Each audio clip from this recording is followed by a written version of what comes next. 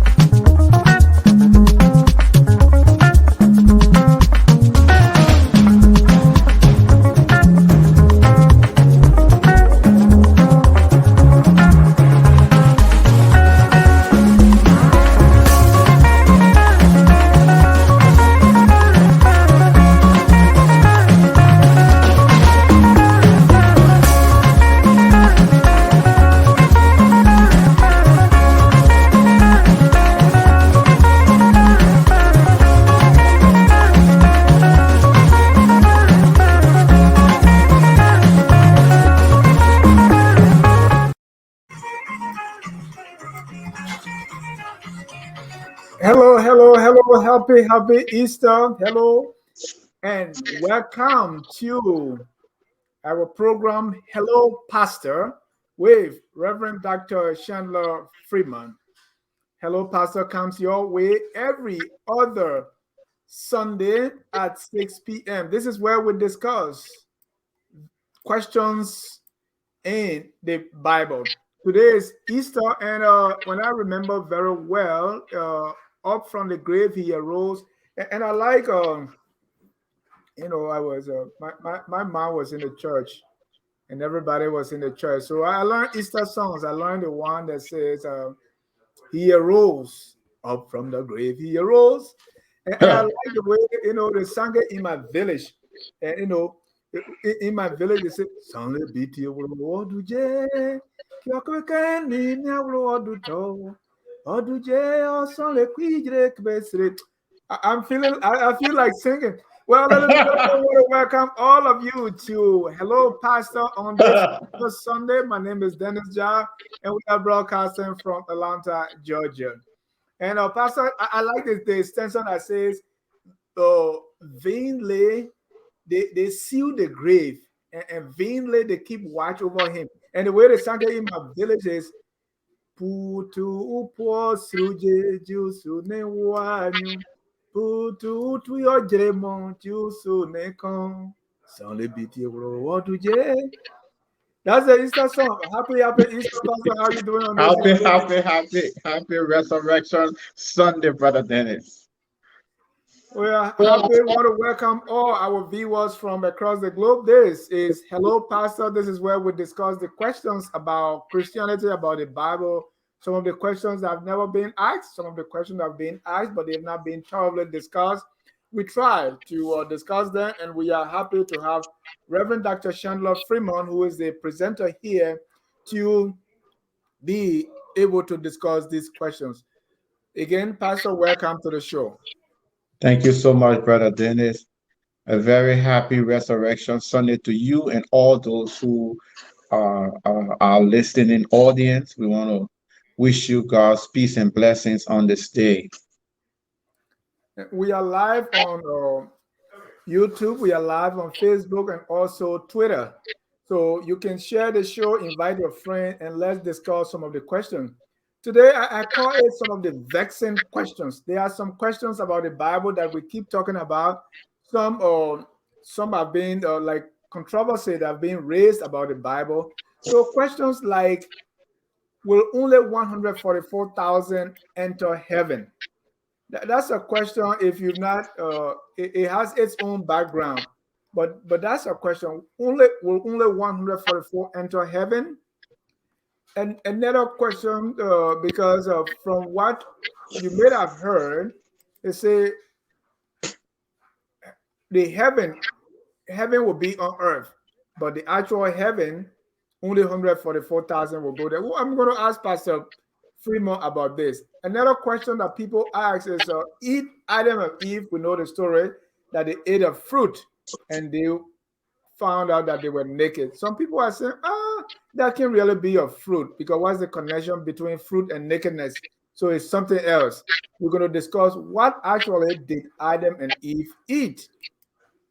We also notice that Jesus had an encounter with the Samaritan woman at the well. His disciples were not there. He sent the disciples, and the way the story went, they said Jesus sent the disciple away and started talking to this woman.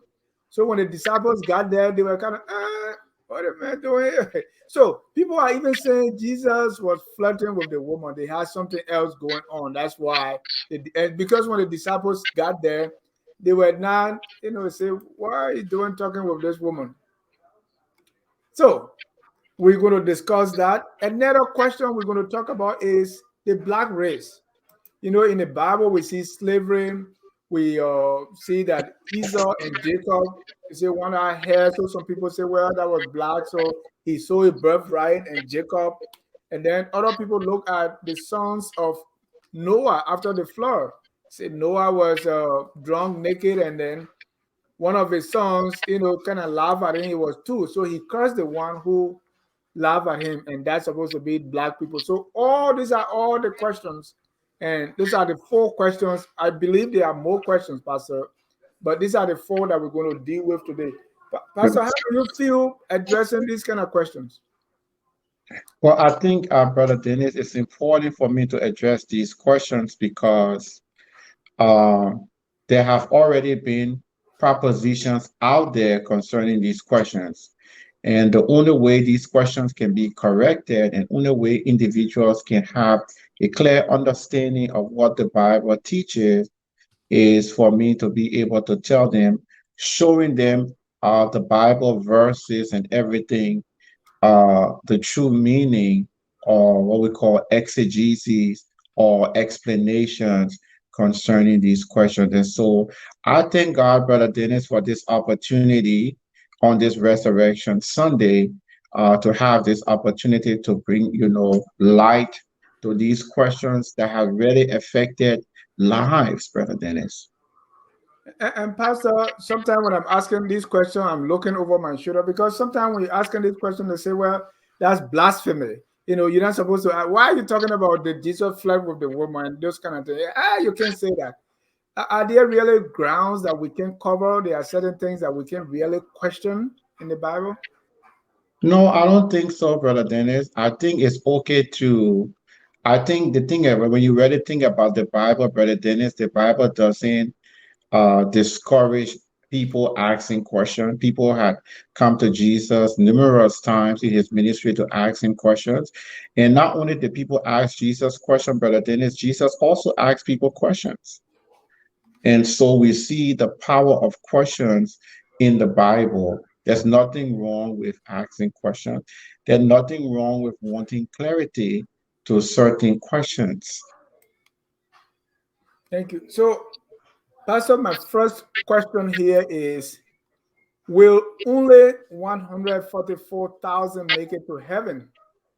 Will only 144,000 make it to heaven? And I'm not just asking this, I'm taking this from Revelation 4:7, which reads, then I heard the number of those who were sealed, 144,000 from all the tribes of Israel. And the teaching that is out there that I've heard is this is the spiritual Israel. God has finished with the actual Israel, so the 144,000 represent the whole world. Pastor, will only 144,000 enter heaven? That's my question. No, Brother Dennis. And so the passage that you are talking about, it comes from Revelation chapter 7, beginning in verse 4. I heard the number of the seal, 144,000 seal from every tribe of the sons of Israel. But Brother Dennis, let's begin by looking at the context. We get the context in verse 2. It says, I saw another angel ascending from the rising of the sun with the seal of the living God. And he called with a loud voice to the four angels who had been given power to harm earth and sea, saying, do not harm the earth or the sea or the trees until we have sealed the servants of our God on their foreheads. So, Brother Dennis, the first thing is that this particular passage is so interesting, Brother Dennis, because this particular passage is not talking about heaven. Okay. So the first thing, Brother Dennis, is it's so interesting that I'm having a conversation with you about a passage, Brother Dennis, that is talking about, has no, this passage, listen to me and read again.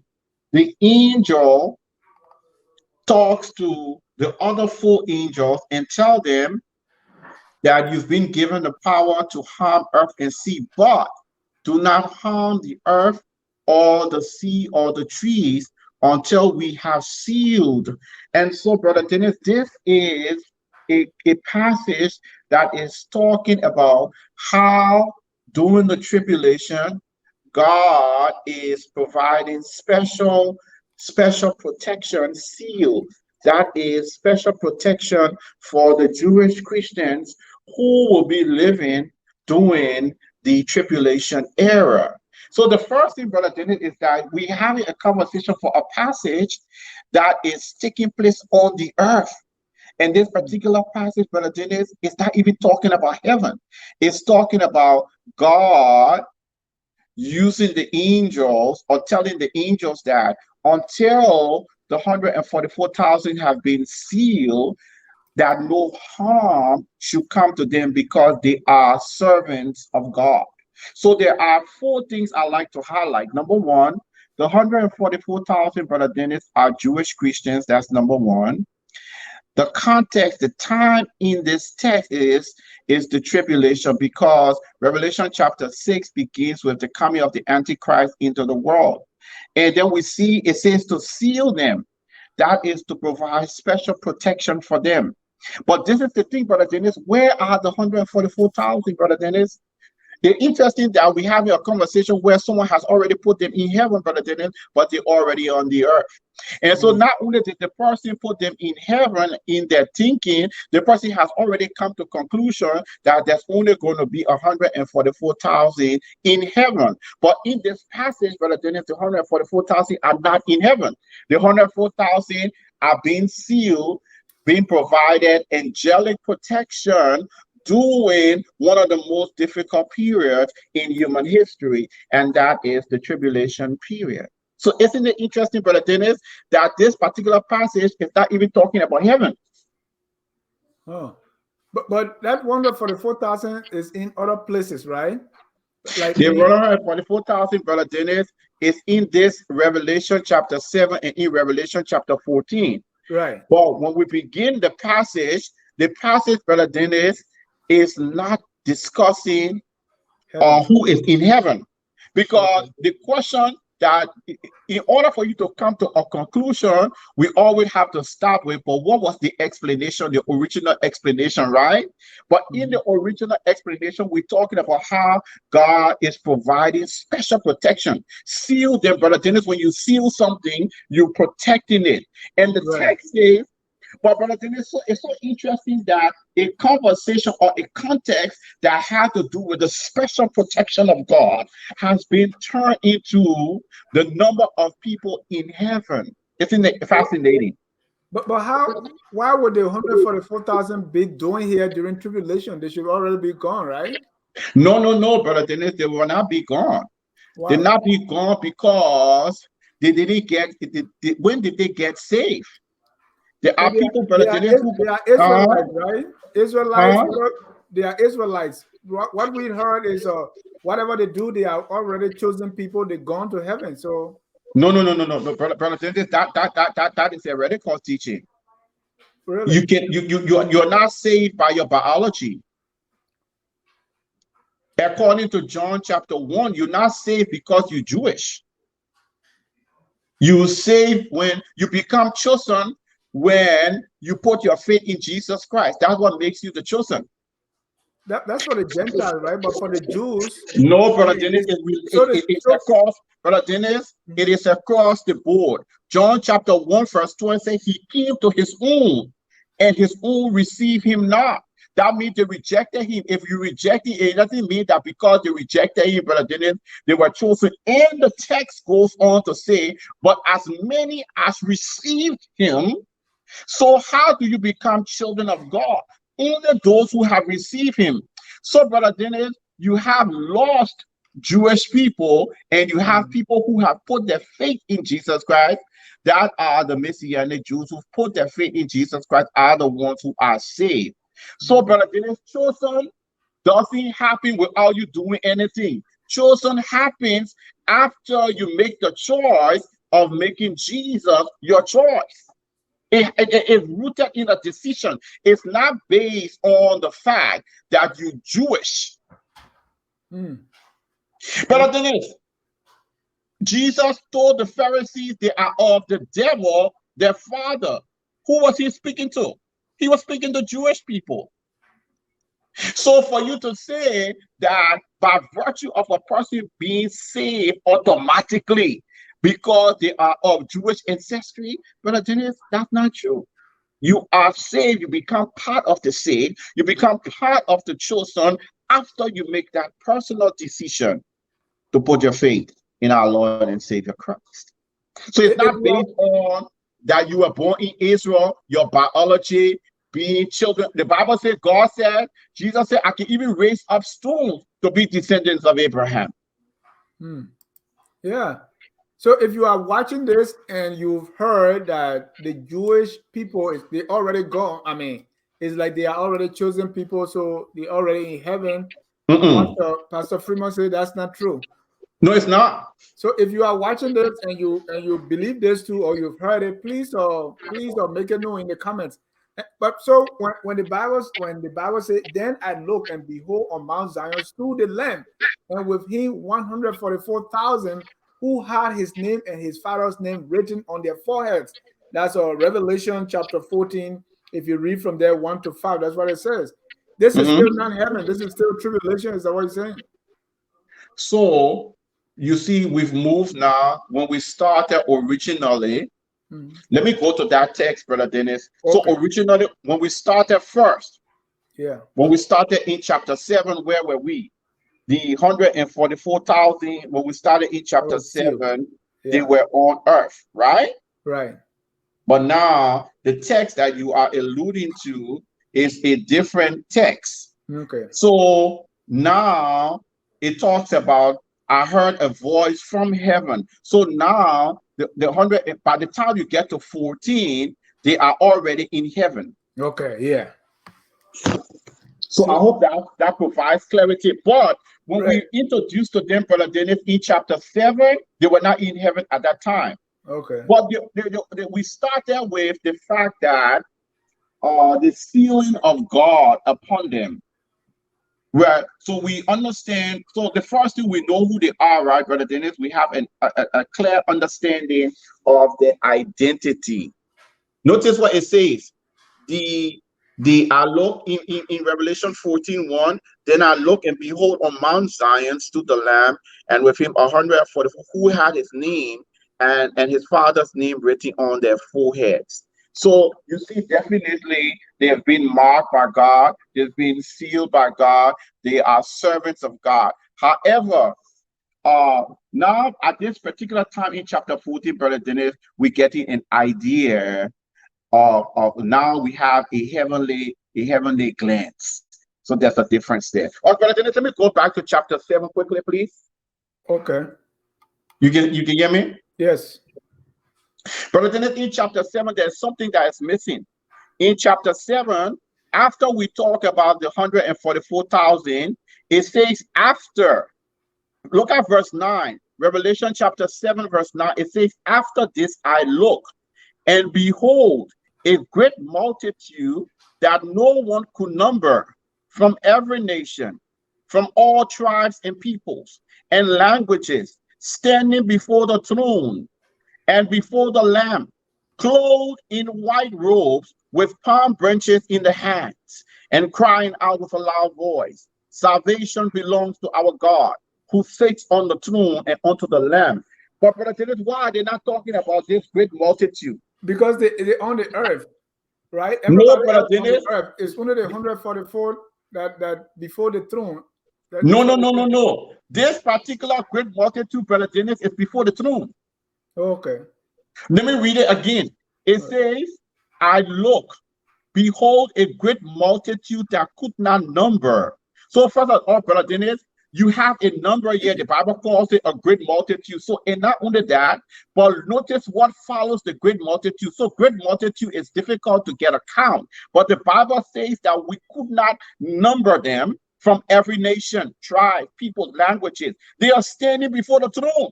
So, brother Dennis, they're in heaven. They're standing before God's throne. And God's throne, brother Dennis, is now on the earth. And so for those who, brother Dennis, who are trying to argue that only 144,000 going to be in heaven, brother Dennis, it's almost like you read one part of the verse and you come to conclusion. However, when you read the second part of the verse, if everything that you believe in the first part, it's going to show it off. So what we encourage people to do, brother Dennis, is when you're reading the Bible, read the verses before and read the verses after to get a complete picture of the larger context of the text. Thank you. Yes. That takes us to my question number 2. Question number 2, yes. Yeah, question number 2. And we're going to open the phone lines later so others can weigh in. Question number 2 is about Adam and Eve, right? So the question is, what actually did Adam and Eve eat? And let me read a verse that is bringing about this controversy in Genesis 3, 6, and 7. So when the woman saw that the fruit of the tree was good for food and pleasing to the eye, and also desirable for gaining wisdom, she took some and ate it. She also gave some to her husband who was with her, and he ate it. Then the eyes of both of them were open, and they realized they were naked, so they sewed fig leaves together and made coverings for themselves. The thing that Adam and the tree, many say this represents sex. And that's why after eating, they realized that they were naked, because normally tree eating fruit does not connect with nakedness. And so if you really intimate with another person, both of you realize that you, so that's the connection. So what happened between Adam and Eve there with this fruit? What really did they eat? Is it actual fruit? Or okay, brother Dennis, let's start first with the Genesis chapter 1 verse 28. okay, How about if we begin in Genesis chapter 1 verse 28? let's do that. Okay, brother Dennis, in Genesis chapter 1 verse 28, we have a verse here, brother Dennis, but I want you to always think about this verse. It says, and God blessed them, and God said to them, that's the man and the woman, that's the them, right? Yeah. Be fruitful, multiply, and fill. Brother Dennis, let me repeat what. Let me reiterate. Be fruitful, multiply, and fill the earth, and subdue it, and have dominion over the fish. Now, so brother Dennis, isn't it interesting that in Genesis chapter 1, verse 28, God told them, brother Dennis, to procreate, have children, fill the earth. So, brother Dennis, the argument then becomes weak for you to say that we are having a conversation, brother Dennis, about sex. We are not. Because sex is not forbidden, brother Dennis. How would they fill the earth? Right, but I think the argument there is that this was for a time, right? Because it is like people have to wait to get married before they have sex, right? Brother Dennis, but brother Dennis, listen now. So I think the argument is this was not the appointed time. God said, okay, and make. In other words, they did it prematurely. Oh no, brother Dennis. Brother Dennis, no. When you, brother Dennis, God, in Genesis chapter 2, let me, brother Dennis, quickly, in Genesis chapter 2, God had married the people out. Yeah, They I were don't know married, brother what Dennis. time God was waiting for, but it's like, yeah, he married them out in chapter 2, but it could be other conditions that needed to be met before actually being No, intimate. brother Dennis, but listen now, brother Dennis, listen now. I want to provide clarity because I'm trying to avoid misunderstanding. Sure. So what I'm saying here is this: in Genesis 1:28, there is nothing. Sex is not forbidden, brother Dennis, because there is nothing like forbidding sex because these were married people. Okay. When God created them, He married them out. So, brother Dennis, we cannot have a conversation concerning anything forbidden when we having what is forbidden when you having a conversation. Sex is not forbidden because, brother Dennis, these people are not single people. When we're talking about Adam and Eve, brother Dennis, we're not having a conversation about fornication. This is married people. We having a conversation. God bless them, brother Dennis. You see, it said God bless them.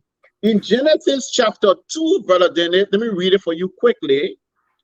In Genesis chapter 2, verse 24 and 25, quickly, it says, therefore a man shall leave his father and mother and hold fast to his wife. So, brother Dennis, these people, in Genesis chapter 2, these people are already married. All right. Now we come to chapter 3. So the first thing, brother Dennis, I want you to think about it is what sex. How would they fill the earth? How would they multiply? We can't. God already blessed them, right? So, brother Dennis, once God created the woman, when God brought the woman to the man, God married them out. So God is the one performing the first wedding that we see happening in Genesis chapter 2. This whole text that we are discussing, brother Dennis, in Genesis chapter 3, sex, brother Dennis, how will we have a conversation? How will I be having a conversation with you about the fruit being sex when sex wasn't forbidden? We're not talking about single people here. We're talking about married people. So, brother Dennis, you see the faulty thinking first, right? Right. Yeah, because those who, brother Dennis, who want to argue that we having a conversation about sex, ignore Genesis chapter 2 and they ignore Genesis chapter 1 that God already blessed them and told them to be fruitful and fill the earth. And these are not single people, brother Dennis. Adam and Eve are not single people. They're married people. They say the man shall leave his father and mother to be with his wife. So we're not having a conversation, brother Dennis, in Genesis chapter 2 about single people. Now, when we get to Genesis chapter 3, let me bring something to your attention, brother Dennis, in Genesis chapter 3. In Genesis chapter 3, brother Dennis, pay attention to what it says in verse 6.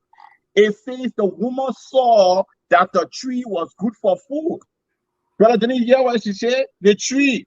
We don't have a conversation about sex. The tree was good for food. So how will you move from that to make it into a conversation about sex? So the person you see, brother Dennis, that this person is really working hard. It says the tree was good for food. Brother Dennis, the thing here is that when we talk about what they ate, brother Dennis, they ate a fruit. It wasn't apple, but the Bible doesn't tell us what it is. It just says it was called the fruit of the knowledge of good and evil. Do we really know which fruit is this? People use apple. No. So I love orange, so I will use orange. No. Brother Dennis, anybody who try to tell you what the fruit is speculating. Because the text only tells us the name of the fruit. The first, it doesn't tell her it was an apple. It doesn't tell her it was a fig. It doesn't tell her it was a pear. It was a plum. It was a golden plum. It was a banana. The text doesn't tell us that, Brother Dennis. So you have a the thing. Look at what it says to the woman in Genesis 3 verse 6. It says that the woman ate. But let me read it. It said when the woman saw that the tree was good for food, delight to her eyes, desire to make her wise, she took of its fruit and ate. And then she gave some to her husband. So, Brother Dennis, you know definitely we're not having a conversation about sex. She ate it first. Then later on, she took some and gave it to her husband. So we're not having, Brother Dennis. If somebody is really, really trying to stretch this thing to try to come and have a conversation like we have a conversation here, Brother Dennis, about sex. So the first thing is important for us our audience, Hello Pastor audience, to know that when we talk about the fruit in the Garden of Eden, we talk about an actual fruit for an actual tree, but the Bible doesn't tell us what that fruit is. But when Eve ate it first, why is it that her eyes were not open? She had to take it to Adam first, and then both of them, their eyes were open. If eating the fruit will cause that, it should happen to Eve immediately instead of going to Adam first, because she ate and nothing happened. But Brother Dennis, the text doesn't argue that her eyes wasn't open. Because no, but let me deal with your question. Yeah. The first thing you're saying here is that when she ate the fruit, was her eyes open? The text doesn't deny that. No, but if you read 7, I understand. The text comes and gives a summary statement in the end about what had happened to the both of them. But in terms of the process, the text is not saying that when she ate it, that her eyes were not open. The text just comes at the end of 7 and says, when the both of them ate it, this is what happened to them. But the first person who ate the fruit, Brother Dennis, was Eve. And so Eve experienced this before Adam. And most commentators will tell you that if you really look at the text, that's what later on Paul says that the woman was deceived, but Adam wasn't. The woman was beguiled, but Adam wasn't. And so when she... I don't know why they would say that. Because based on what had happened in the conversation between the woman and the devil, and the woman and the serpent, is based on that. What happened, Brother Dennis, was there are a couple of things that happened. The first thing that happened was that when the devil asked the woman a question, Brother Dennis, the way the woman answered, it could tell us that the woman didn't really know, that it shows ignorance. Let me read for you Genesis chapter 3 verse 3. But God said, you shall not eat of the fruit of the tree that is in the midst of the garden, neither shall you touch it lest you die. So, Brother Dennis, they were given the mandate or stewardship to till the garden and to manage the garden and to cultivate the garden. When Satan is having a conversation, Brother Dennis, with this woman, notice what the woman is telling the devil. She said, and God said we should not touch it. No, God didn't say you shouldn't touch it. God said you shouldn't eat it. So from this, we see that the woman, Brother Dennis, doesn't really know the commandment like how Adam knew the commandment. Remember, Brother Dennis, this commandment was given in Genesis chapter 2, verses 15 to 17. I hope I'm providing a little clarity. Yeah, it's just that, Adam who knew probably failed to teach that in family devotion. Yeah, Brother Dennis, but you know what, Brother Dennis, I agree with you. In fact, Brother Dennis, that's why we see that when the woman started to talk to the serpent, Adam didn't do anything, but he was there. Even when the woman was deceived, he didn't do anything. And so the reason why the woman didn't know it the way, and so, Brother Dennis, I think it really teaches us that as men, that we should lead. And a part of that leadership is to make sure that our family knows God's word. Because you see, Brother Dennis, that she said, touch the tree. No, it wasn't touched. If you are to cultivate a garden, Brother Dennis, you will touch the tree, but the commandment was not to touch it. It had nothing to do with the touching of the tree. It had to do with not eating of the fruit of the knowledge of good and evil. Yeah, Brother Dennis, so I'm totally in agreement with you that Adam was responsible to make sure that Eve knew God's commandment. And we do see a failure on his part here, even though she was deceived and she made a decision. But we do see that he played a role in that. Not only that, but Brother Daniel, when the woman gave it to him, why did he eat it if he's the leader, right? Right. And why did so she had already fallen. She had already fallen. But why did he go along with her when he really, really knew what was right? And he wasn't deceived at all. You know, yes, Brother Dennis, men should make sure that their wives know the word of God. Or men should, Brother Dennis, I think when it comes to the family, you know, Brother Dennis, one of the things I see, you know, in the New Testament, I see praying men in the New Testament. I see men who are praying. But today, Brother Dennis, when you really look at the typical Christian home, the men have forgotten about praying and teaching their wives and children the word of God. It's the women that are doing the teaching. And the women even telling the men to go to church. The men are not leading. I think leadership, Brother Dennis, is not just what you do in terms of providing for your family, but leadership is not just on the financial plane, but leadership, Brother Dennis, is also what you do when it comes to the spirituality for your family. So that's very important. Thank you. Ladies and gentlemen, if you just joining us, this is Hello Pastor. We are discussing 4 vexing questions. The first question we talked about, the first question, will only 144,000 enter heaven? We discussed that. Second, what actually did Adam and Eve eat? Was it an actual fruit or they were prematurely intimate? The third question we want to talk about is the woman at the well. This is a familiar story, right? Jesus and the Samaritan woman, the woman he told about the 5 husbands. According to the Bible, and let me read that from John 4:27. Did Jesus have any inappropriate relationship or conversation with the woman at the well? Was Jesus flirting with her? And this is, let me read.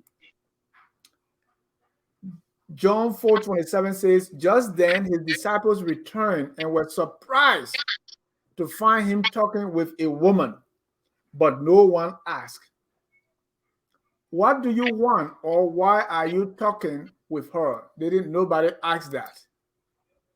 Pastor, the disciples themselves who had been with Jesus was kind of skeptical.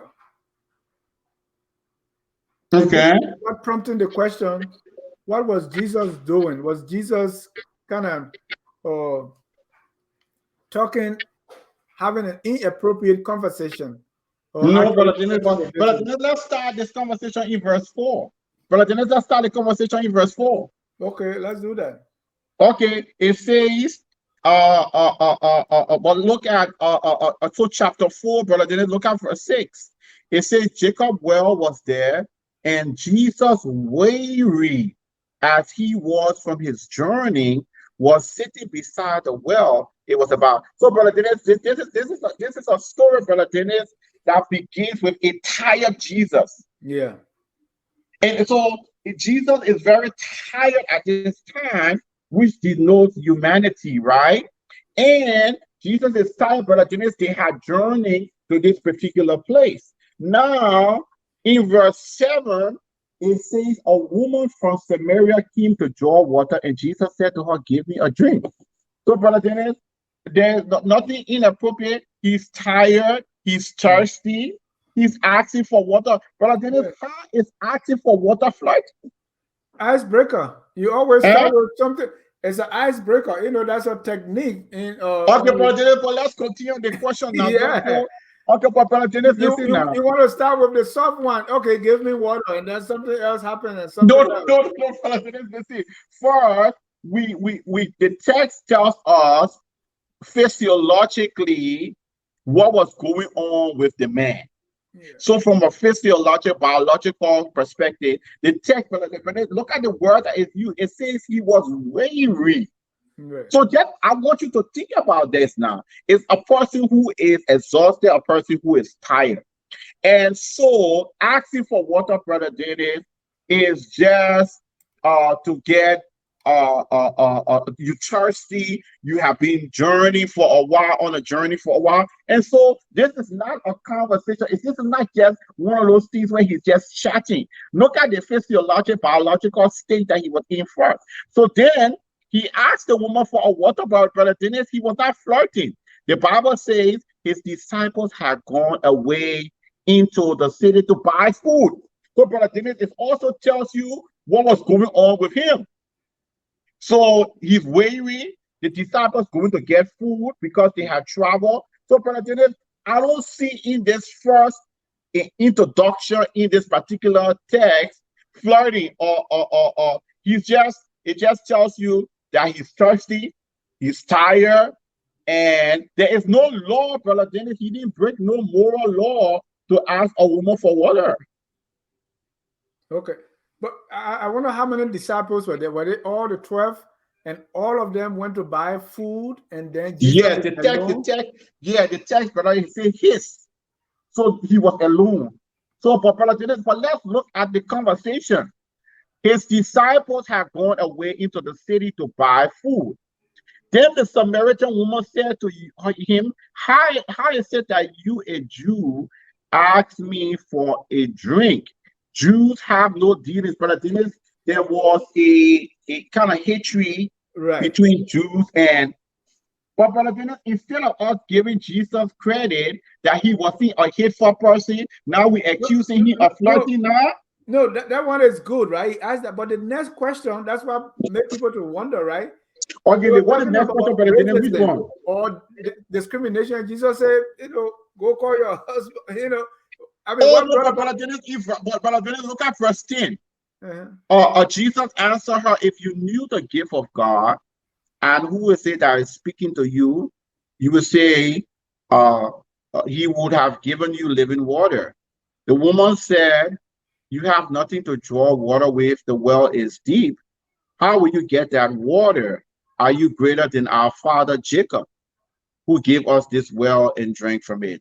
So, Brother Dennis, I don't understand you. You say that when he's telling her about salvation, because when he's telling her about living water, he's having a conversation. He talked to her about the gift of God. He's telling her about living water. Brother Dennis, the content of this is not flirtation now. We're talking about salvation. He said, if you knew the gift of God, you would ask for living water.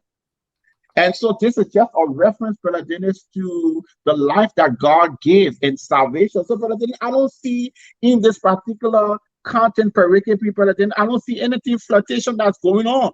Now, in verse 16, Jesus said to her, go call your husband and come here. The woman answered, I have no husband. And she said, you are right, I have no husband. I have had 5 husbands. And so this, Brother Dennis, is not flirtation. This just tells you that Jesus knows things about individuals that they didn't even tell him. I don't see no flirtation going on here, Brother Dennis. Yeah, the way the conversation went into, it's like, because I think why people talk about that is, if you want somebody, the next question, oh, are you married? It's just, oh, no, I'm not married.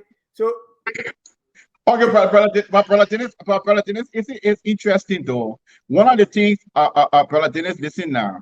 One of the things that we're guilty of quickly is isn't it easy, Brother Dennis, to interpret the Bible based on how we do things? Yeah. Or based on our own projection? But Brother Dennis, I said based on our own circumstances, how we look our worldview. Exactly. But Brother Dennis, This is a different culture. And so some of these things might, a person might be doing it as an icebreaker, but I think he was just asking her for water. It wasn't an icebreaker. He has no interest, Brother Dennis. He has no romantic interest in this woman. He's telling her that she really, really in need of salvation, because look at the morality of her life. This woman really, really needs God. And he's just trying to tell her in a nutshell that God can save her. So, brother, this is then he tells her about worship later on. So they having these conversations, spiritual conversations. But brother Dennis, I don't see any flirting there. So, brother Dennis, the first thing is that talking to a woman doesn't mean, if you're talking to a woman, brother Dennis, it doesn't mean you're flirting with her. You can talk to a woman. The problem today in our society, brother Dennis, is that anytime a man is talking to a woman, they got those people who will say, oh, you want a woman. Oh, but brother Dennis, can we come to that particular, isn't it wrong? Can a man talk to a woman and be talking to her about matters spiritually and everything? We see in this text, he's just having a conversation with her, and it wasn't even a romantic conversation. It was a spiritual, heightened spiritual. So, brother Dennis, I won't accuse you, or anytime I see you talking to a woman, the disciples are shocked when they come back, because Jews didn't have any kind of dealings with Samaritans, and Jesus is teaching them that to not be like that, to not discriminate, and to judge people based on their tribe. But this is what they did. They were judging people. Their inquiry was not based on whether the woman was a Samaritan. They were brother Dennis, the inquiry was, brother Dennis, the inquiry. They were but brother Dennis, check this out. Brother Dennis, the inquiry is based on the woman. Brother Dennis, look at verse 1. It says in verse 5, they came to a town of Samaria called Sychar. Yeah. The inquiry, brother Dennis, is based on that very fact. They had racial thinking. They judged people based on their tribe. They didn't say they were surprised because he was talking to a Samaritan woman. They said they were surprised because he was talking with a woman. Brother Dennis, why are you trying to, this woman, you trying to break this woman apart? She's a woman and she is a Samaritan woman. And so in terms of the scripture, I would agree if they say they were surprised why he's talking with a Samaritan woman. But brother Dennis, listen. The identity, who is this woman? She is, but brother Dennis, hold on 1 minute. Let me show you. Brother Dennis, hold on 1 minute. The text calls the woman at the well of Samaria. Brother Dennis, hold on. Let me tell you why we know she is a Samaritan woman. No, we know that, but that was not the disciples. That was not their concern. Their concern was, why is he alone by himself and talking with a woman? Brother Dennis, because they left him alone. Yeah. So what are you doing talking with a woman? Not what you doing talking with a Samaritan woman. The question was, there's a woman. You shouldn't be talking with no, brother Dennis, listen. No, brother Dennis, no. And that's why we go to evangelize to women, you take your wife. Brother Dennis, brother Dennis, this is not the first time in the Bible where Jesus is talking to a woman. But the disciples were not surprised by that. Why this particular instance? Brother Dennis, because it doesn't mean that because the text, because we see the shock factor in the text. I think the shock factor in this text, Brother Dennis, is just rooted in the fact based on the ethnicity of the woman, based on the woman tribe. I think that's just all it's about. Why are they not shocked when Jesus was talking to other women that he spoke to? Why were they not shocked when the woman touched him? Why would that, when the woman even admitted with the issue of blood that she had touched him? Why were they not shocked? But we see here that this is primarily because of the tribe, Brother Dennis, of the woman and the ethnicity of the woman. That's what shocked them. That Jesus broke a racial barrier, Brother Dennis. But Brother Dennis, should I just judge a person just based on the tribe of that person? Should I just come to a conclusion? Brother Dennis, isn't that what prejudice is all about? Judging just judge a person based on their tribal association or their identity. But Brother Dennis, we see that we serve a Jesus who didn't do that. And he's teaching the disciples to not judge a person by the faith, judge a person based on the tribe. They say, oh, all people from this tribe are like that. I don't think we should do that. No, we shouldn't. I just hope the disciples were concerned about the ethnicity and just not the gender. No, Brother Dennis, I don't think. I think this is a case. We see Jesus, and you see Brother Dennis later on in this particular text. But Brother Dennis, look at how the text ended. It's in verse 39. It says, many Samaritans from that town believed in him because of the woman's testimony. What was her testimony? He told me all that I ever did. She didn't say, Brother Dennis, that he wanted me. Look at the text. She never said. Women will not say that. No woman will come and say, you can see the man who want me. Because yeah, Brother Dennis, women will say that. Okay. Brother Dennis, do you remember the story in the Bible of Judah? Judah went one time, Brother Dennis, and he slept with this woman who was a prostitute.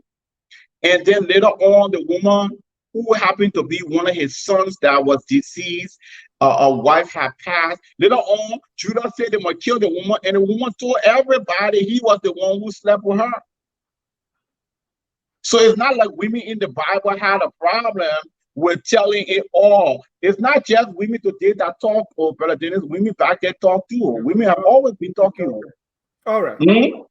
Thank you. And I will open the line so we'll hear what our viewers think. But let me ask the last question for the night. Okay. About the black race being cursed. You know, slavery in the Bible and all those things. So if you read Genesis, so the question here is the black race cursed? And this is where the question, what has been around, is from Genesis 29, 24 to 25. The story of Noah after the flood. When Noah awoke from his wine and found out what his youngest son had done to him, he said, "Cursed is Canaan, the lowest of slaves will be to his brothers." And you know the story. Noah was drunk and he was naked, and one of his sons made fun of him. It was only two of them that walked backwards and covered him. So we're not talking about Noah to his drunkenness, but then he got up and cursed the pig. So now people are saying the one he cursed that represents the black race. So that's why it's prompting the question, is the black race cursed? And you know, people in time past use that against black people. Yeah, okay, Brother Dennis, you asked a good question. But in order for me to answer no, the black race is not cursed.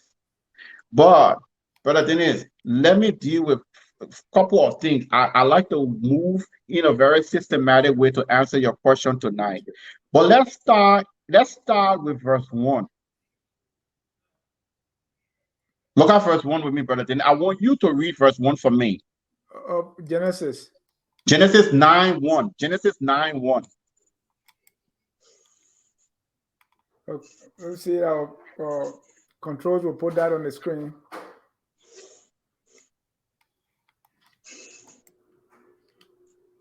Genesis 9 verse 1.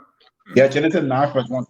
That's the verse I want us to start with. Then God blessed Noah and his sons, saying to them, "Be fruitful and increase in number and fill the earth." But Brother Dennis, I rest my case based on that. How can you call somebody's son cursed? That the Bible says to you, Brother Dennis, that God has what? Blessed. So the first thing, Brother Dennis, if you really look at this text, pay attention to this text. It says God, not only did God bless Noah, but God blessed all his sons. And God said they should be fruitful, they should be multiplied, and they fill the earth. So how can somebody come and say that one of his sons are cursed when the Bible says God himself blessed them? So why did Noah curse anyone that God blessed? So the text, Brother Dennis, Noah didn't curse No, so and when you look at this text, brother, then now I'm coming to show you something, Bible, brother. Then we in Bible now. Yeah. Look with me. Look at verse 22.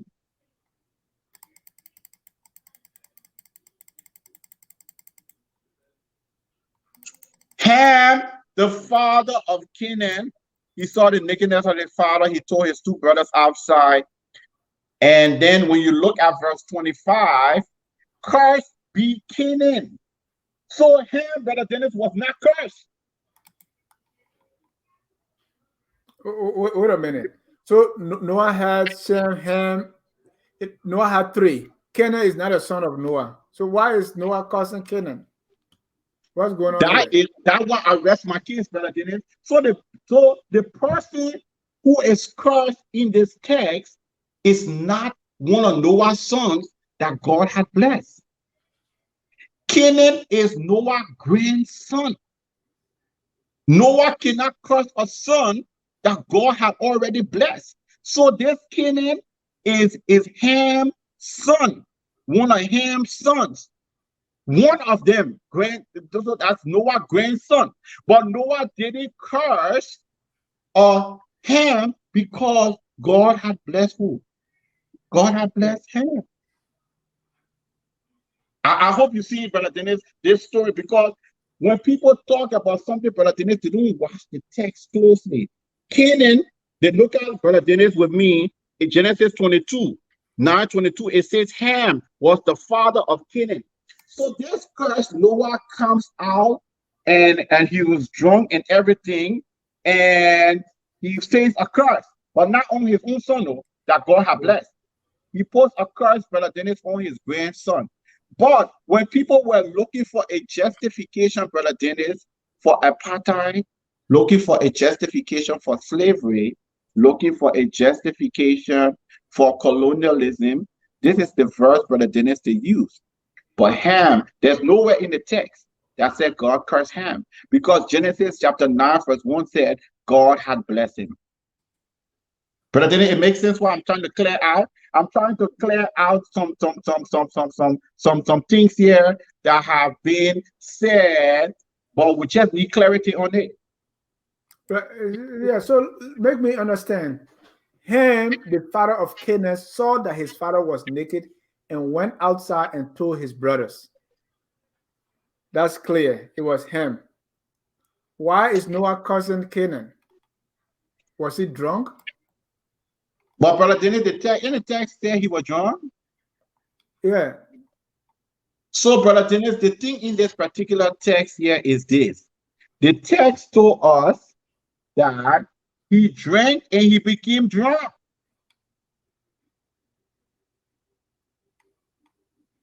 So what follows in this text is not only did he get drunk, but what follows in this text is two of the brothers tell their father what one of the brothers had done. It's almost a sibling rivalry, right? Yeah. Two of the brothers went and told the father, and the father gets angry and the father starts to speak. But the thing about this particular text, the person who did it is not cursed. He puts a curse on Canaan, a grandchild, instead of the person who actually did the stuff to him. And so, and Canaan is not the only child of Ham. And we know about the Canaanites. I don't want us to get too much into that, but let's read that verse again. When Noah awoke from his wine and knew what his youngest son had done to him, he said, "Cursed is Canaan." Mm-hmm. Not Ham. Not him, because he knew God has blessed him already. So yeah, because you cannot, brother Dennis, you cannot curse a person who God has blessed. But did his curse actually did it affect Canaan? No. Why not? Because there are some, brother Dennis, no, but there are some people who like to think that the curse affected. It's one of those things. It's one of those things that we have to really think about. But this is how some commentators say. Some commentators say what happened later on to the Canaanites was a result of the curse of Ham. But later on, Brother Dennis, remember when we were looking, when the text was talking about the Canaanites, they said that the sin of the Canaanites had come up to the Lord, right? And so what happened to them, Brother Dennis, I don't think it had nothing to do with curse. I just think what happened to them later on had to do with the consequences of the sins. And so there are some who will say later on what happened to the Canaanites later on was a result of this curse. No, I see what happened to them later on was happened to them with the way how they live and everything was just the lifestyle they did. They had so many idols, idol worshipers. Right. That's what I want you to speak to briefly. What did they do, and where is present day Canaan? Oh no, so what happened to the Canaanites as a race? Yeah. There's no Canaanites today. So it's a race that was wiped out during the we see what had happened to them by the time of Joshua later on. This entire race is wiped out. There's no Canaanites today in there. And what did they do for which they were wiped out? Well, the thing about it is that you see in the text, it talks about their sin had come up to God. And so, but Brother Dennis, we read about the Canaanites all throughout the Old Testament, though. Yeah. You know, so we read about the Canaanites through all the. I just don't want to move the question. I just because that could be that's why people believe it's a curse, right? Because these were people they worshiping idol, they are bad people, they are evil, and so God instructed that they be destroyed and wiped out by God's army. And you say it has nothing to do with the curse. Brother Dennis,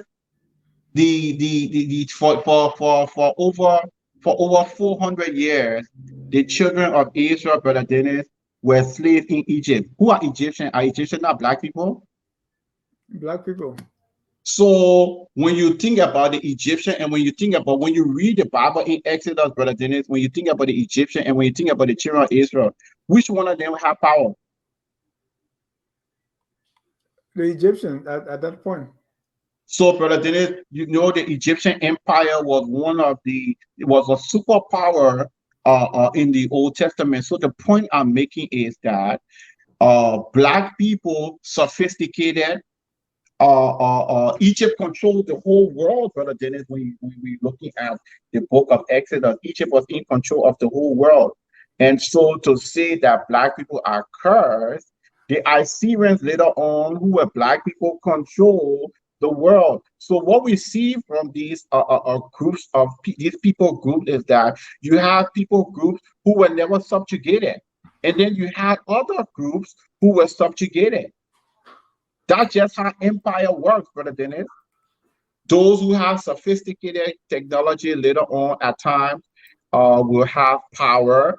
It also there's spiritual factors in terms of the children. For example, Brother Dennis, in the Old Testament, we see when the children of Israel did things that were not in the sight of the Lord, other people came and conquered them, right? Mm-hmm. That had nothing to do with the fact that if they were not doing what God wanted to do, they experienced the consequences, Brother Dennis.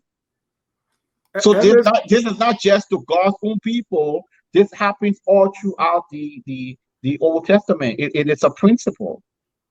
Right. So Evans is saying the Canaanites are the Palestinians today. Is that true? No, Brother Dennis, the Canaanites are not the Palestinians today.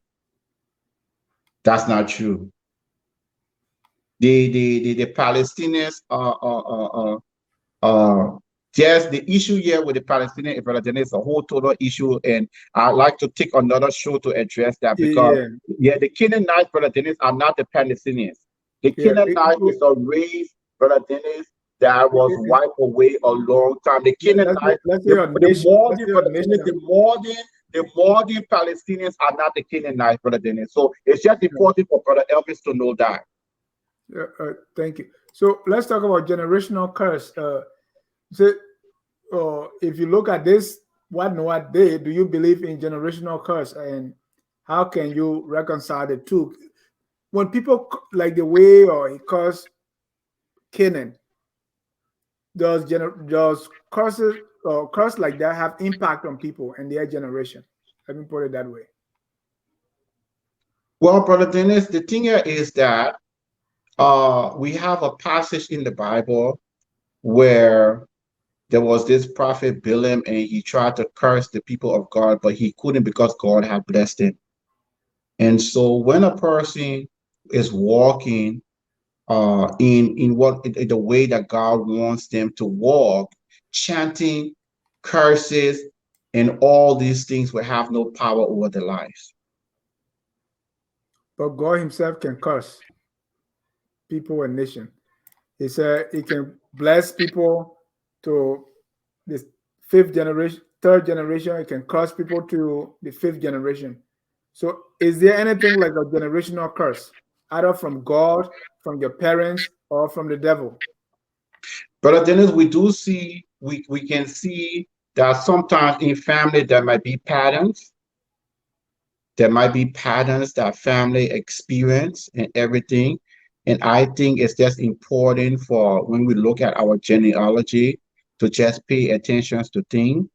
Uh, there are sometimes cycles that family go through.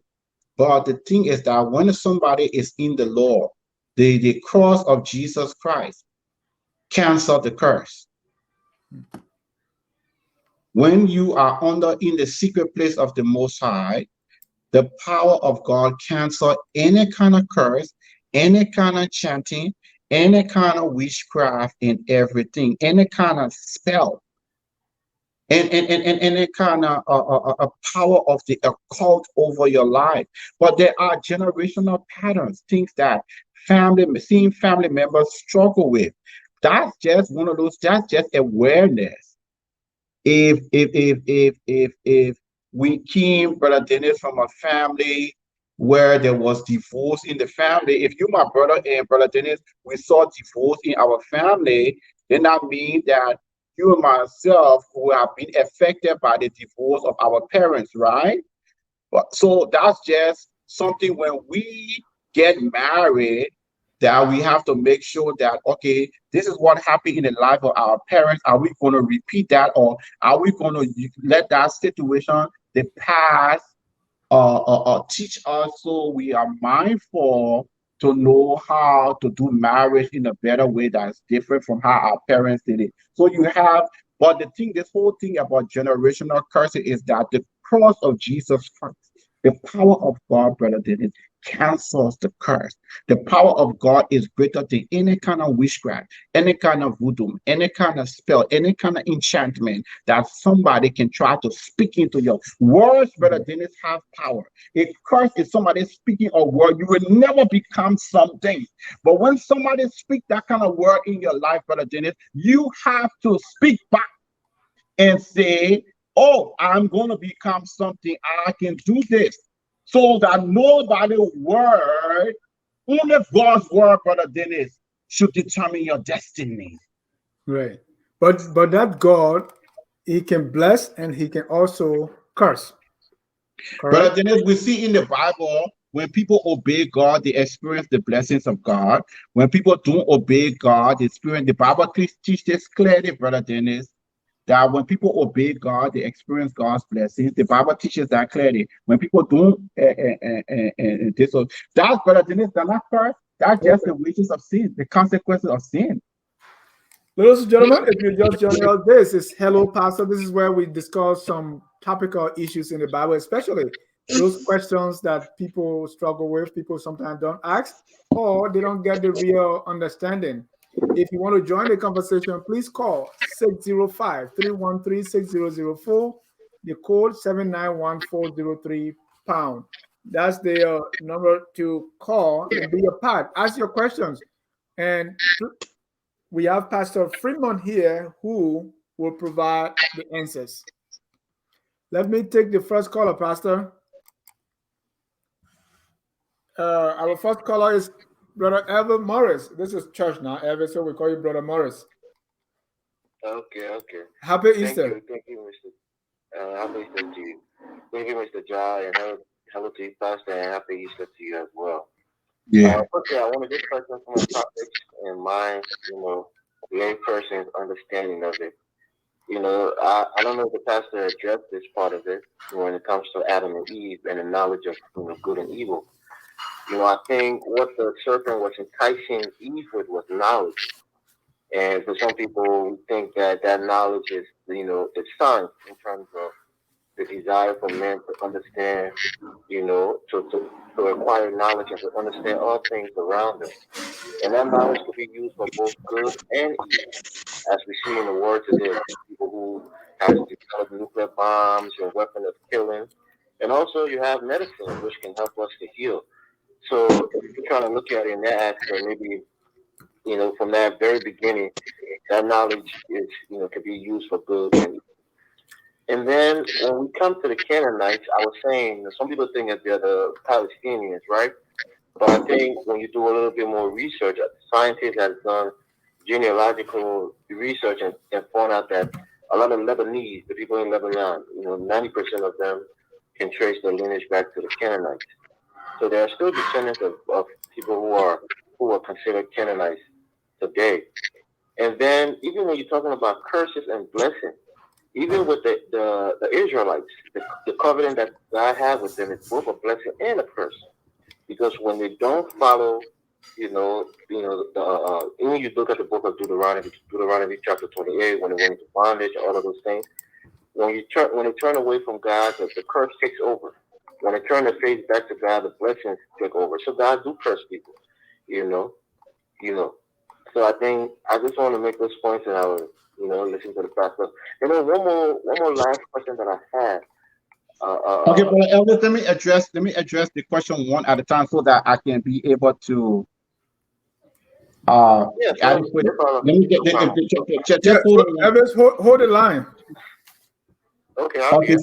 so the first question Brother Elvis had raised was a question concerning which had to do with was what what was the fruit all about. So the devil, a part of the temptation. This particular Genesis chapter 3 has to do with the temptation. It is called the temptation. So the devil say, if you eat a fruit, we knew the name of the fruit is called the fruit of the knowledge of good and evil. So we already know the name of the fruit, but listen to the temptation. The devil told her, if you eat the fruit, you will be like God. So the temptation had nothing to, it's more than the good and evil. The temptation right now is that if you eat the fruit, you will be like God. And the Bible said when she saw that, so it's very clear that what we have in a conversation it's the thinking, it is the fallacious thinking that you can be God. Because some people actually think that a man can be God. But Brother Dennis, the reason why the devil became a devil because he tried to be God. That's how he felt. And the reason why we have a fall in the Garden of Eden is because Eve thought that eating of fruit would make her God. And that was responsible to the fall in the garden. So we see the fall of Satan. He thought he could be God. And we see the fall in the garden is that thinking that you, who is a creature created by God, can become the most high God. And so that is the issue here. It's called the temptation, Brother Elvis. That's question number one. Question number Can two. I ask a follow But up to hold on that? now, Brother Elvis. Brother Hold Elvis, on. you have to be respectful. When I was talking, when you were talking, I listened. So I'm not going to go back and forth with you. You have to be respectful. I'm going to just answer your question and move on. So what we need to do is when I talk, you listen. And when you talk, I listen. But it's very important that you understand that Hello Pastor is not a debate show. So I'm going to answer your question. And while I'm answering your question, it's very important that you listen to what I have to say to you. Because if you want to believe what you want to believe, then you have no reason to come and ask me a question that you already convinced about. That means you're not open to learning. That means this is the height of hubris. It means that you already know an answer to your question and you asking a question. That means you're wasting my time. But if you really want me to answer, if you really want me to answer your question, I'm going to answer your question, but you have to be respectful to listen to me as a Bible scholar to help you to understand it. But if you are convinced that you already have an answer, then I will move on to the next question, because I mean, I'm wasting my time right now. You understand what I'm saying? Yeah, that was not, he was only following, that was not his intention, but go ahead, sir. Okay, so like I said, what you have here with number one was the temptation in the garden is that the devil told her, if you eat the fruit, you will be like God. That's the temptation. And nobody can be like God. And so you see that the devil lied to her. When she ate the fruit, Brother Dennis, she didn't become God.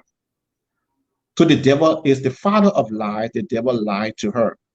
So that is the temptation in the garden, that the devil told them lies and they believed these lies. So that's the second point I had to address with him. The third point I had to address with him was he talked about the Lebanese people as being the Canaanites. No, the Lebanese people are not Canaanites. The Canaanites were black people. Lebanese people are not black people. The Lebanese people trace their ancestry to Tar, Tyre.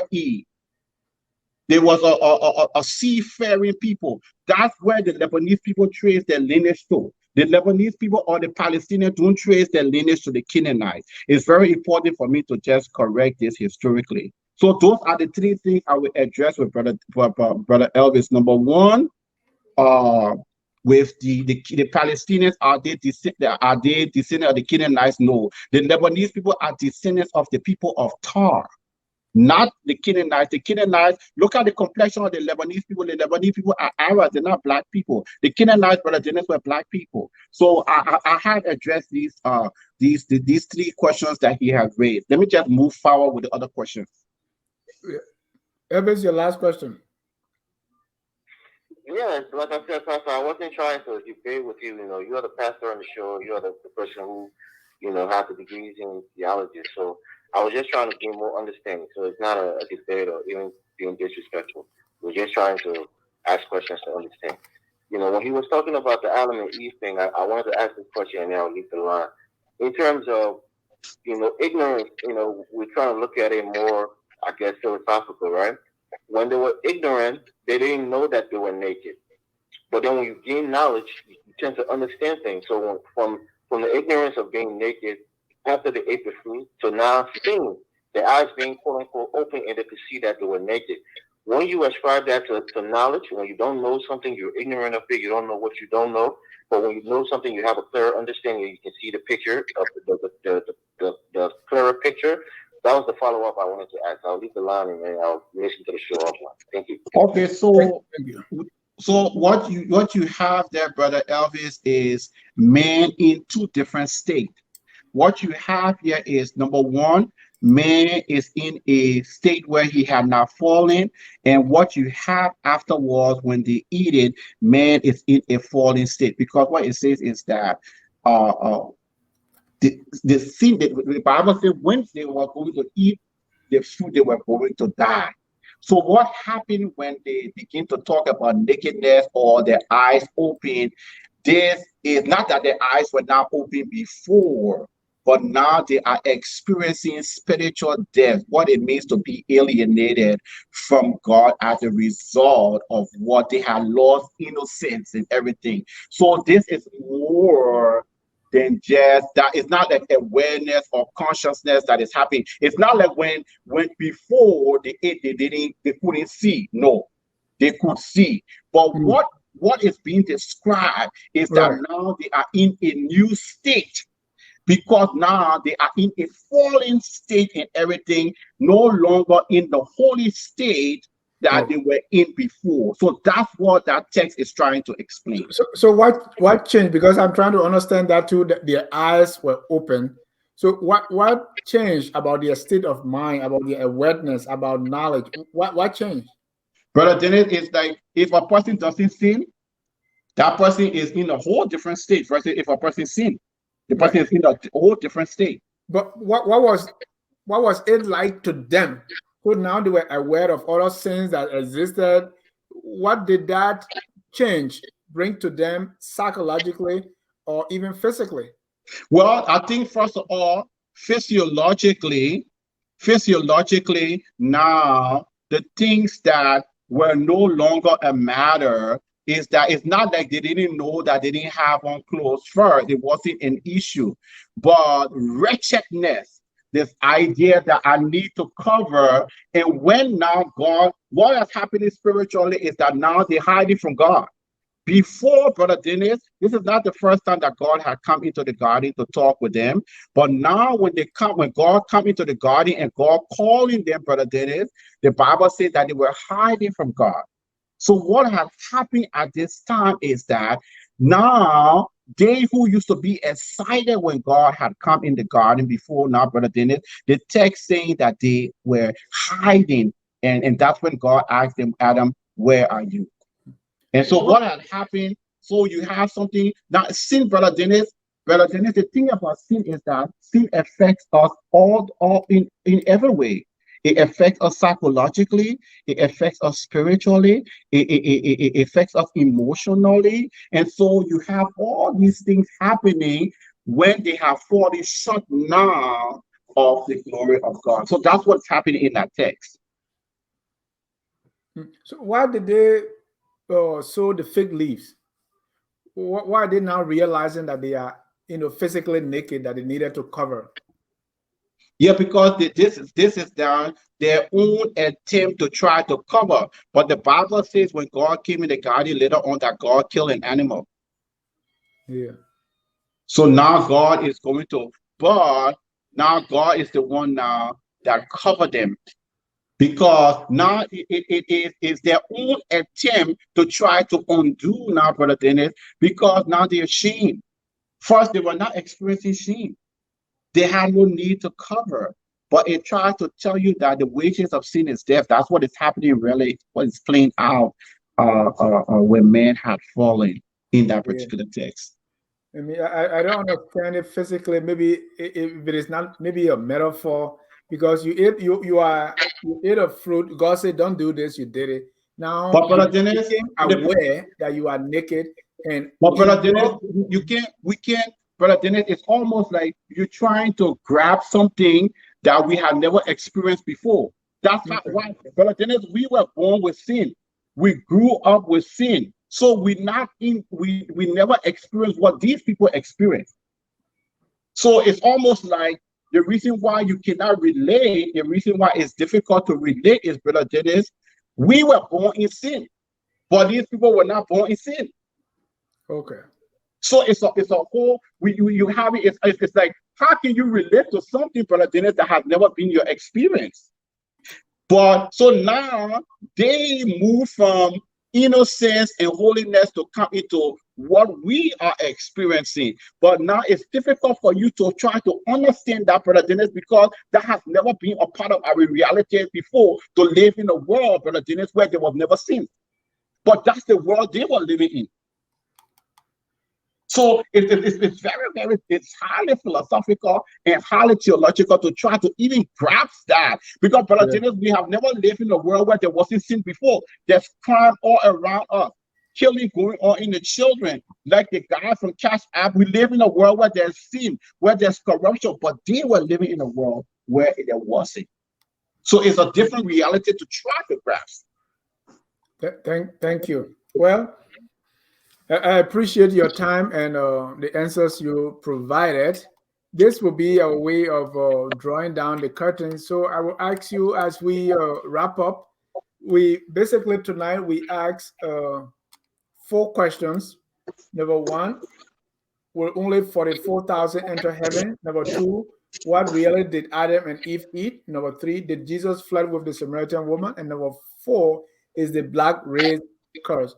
Pastor, as we close, I want you to just give us a summary.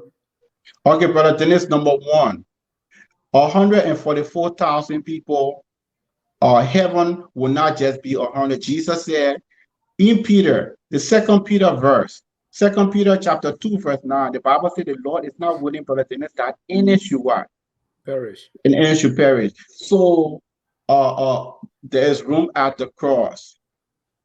In my Father's house are many mansions. And so, brother Dennis, heaven will not just be the first question, heaven will not be just 144,000. The second question is that they eat an actual fruit. It's just that we don't know what that fruit is.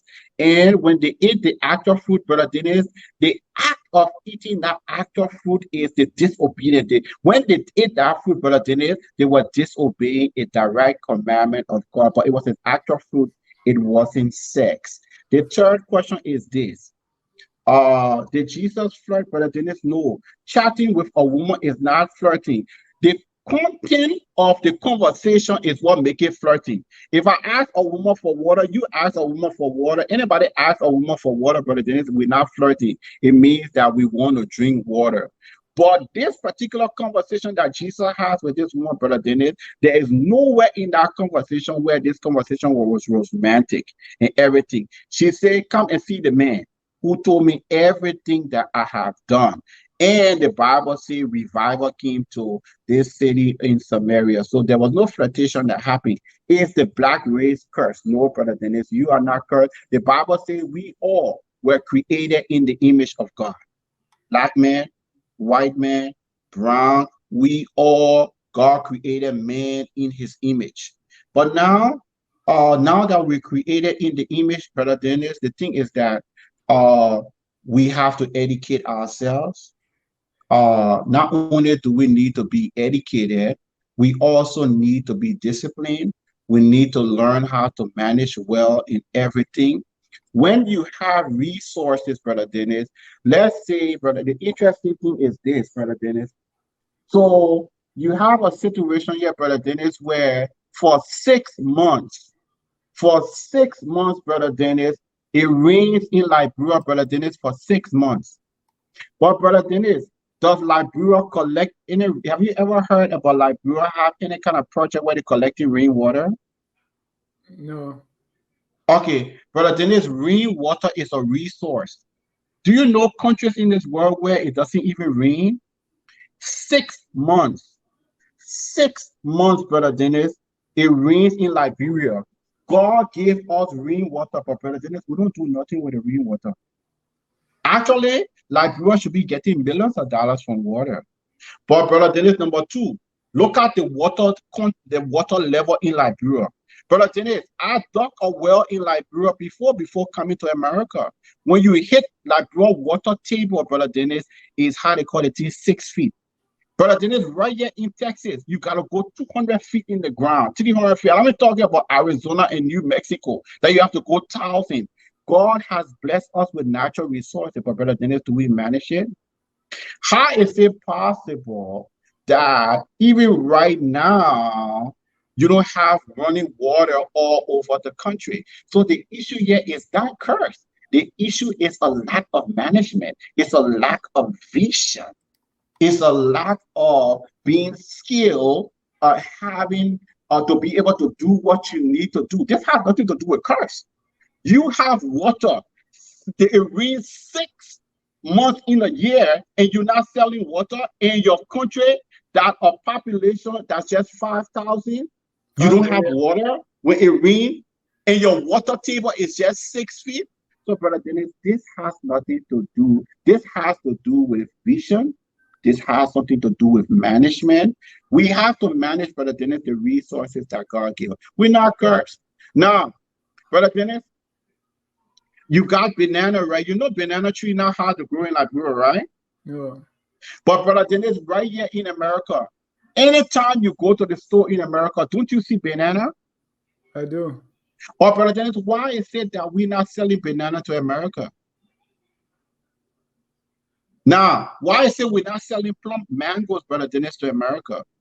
But also, brother Dennis, one of the things that is strange, right? You myself speak English that everybody is understanding. Why is it that customer service jobs now booming in Liberia when it's an English-speaking country?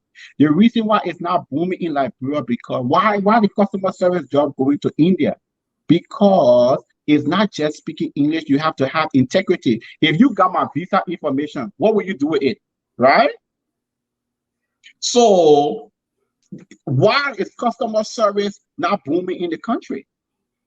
So what you have here, Brother Dennis, is, and why shouldn't people in Liberia have customer service job? Why is going to India? So what all I'm sharing with you is that in English is a resource. We speak English very, very, very well. Sometimes when you get online with the customer service people in India, you can't even understand them. But Liberians speak English very well. That should provide job for the country. But it takes vision for that to happen. And when you are managing the people account, it takes integrity. Don't take that person's financial information to do anything fraudulent with it. Will the country give jobs boom in the country? Yes. You have places in the countries that are so beautiful, that are so exotic. Why is tourism not booming in the country? Because for tourism to boom in the country, you need the proper infrastructure. You also need light 24 hours and everything. You need good roads. You need security.